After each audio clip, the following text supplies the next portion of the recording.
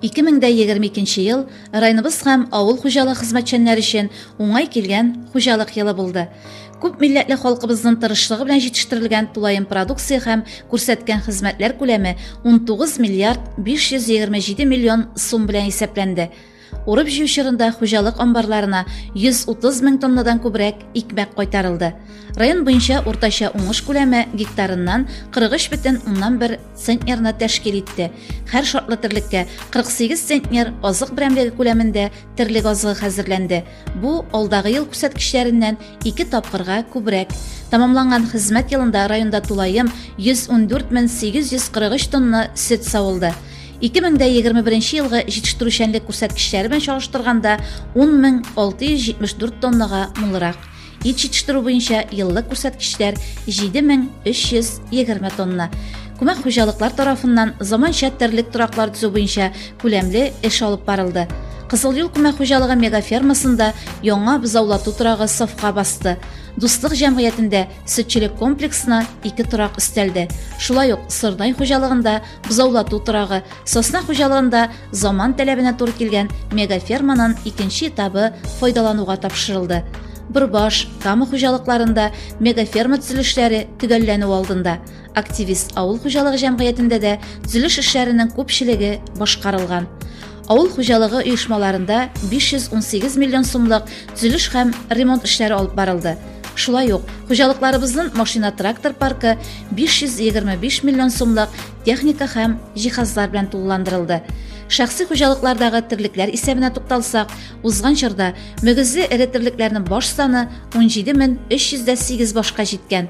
Шул исәптән 7300 баш савым сыер, 5226 баш сарык һәм кәҗә, 775 баш ат исәпләнә. Терлек тотып яшәүчеләр көче белән җитештерелгән еллык сөт күләме 39500 тоннаны, ит күләме 4255 тоннаны тәшкил итә. Сәнәгать предприятиеларында 6 миллиард 265 миллион сумлык продукция җитештерелгән. Аның төп өлеше, ягъни 5 миллиард 566 миллион сумы сөт май комбинатына туры килә. Алдагы ел белән чагыштырганда үсеш 34%. Бүген көндә әлеге тармакта 590 кеше эш белән тәэмин ителгән. 2022 елда районда 226 җаваплылыгы шикләнгән ширкәт һәм 586 шәхси эшмәкәр үз эшләрен алып барып, районыбызның икътисади үсешенә саллы өлеш керттеләр. Бу тармакта экономик актив халыкның 15%, ягъни 3000ннән артыгы хезмәткә тартылган. Хисап чорында районыбызда 1 миллиард 700 миллион сумлык төзелеш эшләре башкарылды. Районыбыз капиталь ремонт һәм төзелеш эшләре буенча республика районнары өчен каралган барлык программаларда катнаша. Аларның күп өлеше район төзелеш оешмалары тарафыннан алып барыла. Күләмле эшләргә тукталсак, Бөрбаш һәм Югары Шубан авыллары мәдәният йортларына, Иске Салавыч авылы спорт залына, Түбән Сосна авылы мәктәбенә капиталь ремонт эшләре, Шушма елгасы яр буе паркын төзекләндерүнең 2нче өлешен дәвам итү. Моннан тыш, заманча футбол кыры файдалануга тапшырылды. Юлларны төзекләндерүдә иң зур күләмле эшләрне МДСУ бер оешмасы башкарды. Юл төзелеше һәм аларны тиешле дәрәҗәдә карап тору өчен 430 миллион сум акча тотылды. Бөрбаш, Алан, Чепья Пыжмара Әтнә юлларына өлешчә ремонт ясалды. Район агрохимсервис оешмасы авылларда үзара салым программасы кысаларында юлларны ремонтлау, тиешле таләпләргә китерү буенча 35 миллион сумлык эш башкарды. Чиста су республика программасы нигезендә 5 авылда су үткәргечләр яңартылды. Безнең ишегалды программасы кысаларында күп фатирлы 4 йортта ишегаллар төзекләндерелде. Газпром оешмасының газлаштыру программасы нигезендә Балтачның яңа урамнарына 10 километр газ үткәргеч сузылды. 20,757 квадрат метр торак файдалануга тапшырылды. Халкыбызның сәламәтлеген саклау көнүзәк мөһим мәсьәләләрнең берсе. Бу өлкәдә 59 табиб, 214 урта медицина хезмәткәре эшли. Районда хәзерге көн таләпләренә туры килерлек югарылыкта медицина хезмәте күрсәтү өчен мөмкинлекләр тудырылган. Республикабыз җитәкчелеге һәм сәламәтлек саклау министрлыгы ярдәме белән алар елдан-ел арта, киңәя. узган елда кайтарылган УЗИ, 3 төрле рентген аппаратлары белән үзәк хастаханәне җиһазландыру бу юнәлештә алып барылган максатчан эш нәтиҗәсе. Районыбызда озын гомерле өлкәннәребезнең саны арту күңелле күренеш. Түнтәр авылында яшәүче Нина Ивановна Зарипованың 100 яшен билгеләп уздык. Мәгариф өлкәсендә уңышларыбыз сөенерлек, имтихан, аттестациялар нәтиҗәләре барысы да республиканың уртача күрсәткечләреннән югары. Бердәм дәүләт имтиханнарында 80 һәм 100 балл җыючы укучыларыбыз саны да елдан-ел арта. Укытучы педагоглар, коллективлар, ясли бакча тәрбиячеләре ел дәвамында төрле конкурсларда катнашып, күләмле грантлар уталар. 2022 елда да бу юнәлештә нәтиҗәлелек бар. Май айында Татарстан Республикасы президенты каршындагы татар телен һәм Татарстан Республикасында яшәүче халыклар вәкилләренең туган телләрен саклау, үстерү мәсьәләләре комиссиясе тарафыннан уздырылган зона киңәшмәсендә туган телләрне саклау һәм үстерүдә милли мәгариф, мәдәният, дини, социаль өлкәләрдәге эшчәнлеккә уңай бәя бирелде. Мәгариф өлкәсендә материаль техник база елдан-ел ныгый. Яңгул урта мәктәбе, Улисел авылы балалар бакчасы мәктәп ашханәләрендә ремонт эшләре башкарылды. Бистәнең 4-нче номерлы балалар бакчасы капиталь ремонттан соң танымаслык булып үзгәрде.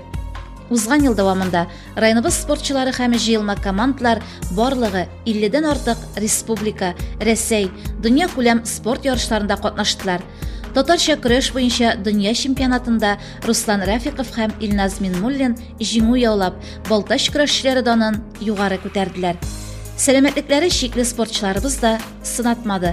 Халыкара шашка ярышларында Чулпан Габделганиева, республика ярышларында Ойгел Газизуллина һәм Рифкат Нәбиевлар җиңү яулап кайттылар. Чаңгы спорты буенча Сынгатуллин Әмир Россия Федерациясының спорт остасы нормативын үтәде. Калган спорт юнәлешләрендә дә уңышларыбыз күркәм. Муниципаль хезмәткәрләр арасында барган ярышларда да Балтач районы командасы авыл һәм шәһәр районнар арасында дәрәҗәле 3нче урын яулады. Ел дәвамында мәдәният өлкәсендә алып барылган иҗади бәйгеләрдә яңа талантлар ачыла, үзенчәлекле коллективлар туплана. Дистә еллар буе укучы балаларыбыз Созвездие йолдызлык фестивале кысаларында Казан сәхнәләрендә чыгыш ясау хокукына ия булып, ел сайын республикада танылу алалар.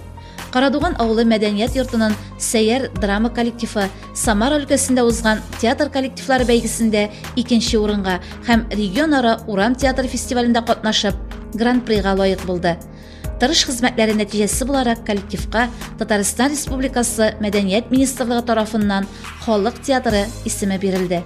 Шуда авылында танылган татар драматургы Мирхәйдәр Фәйзинең музей йортында ачык һавада Урам театры фестивале узуы район мәдәният тормышында зур вакыйгаларның берсе булды.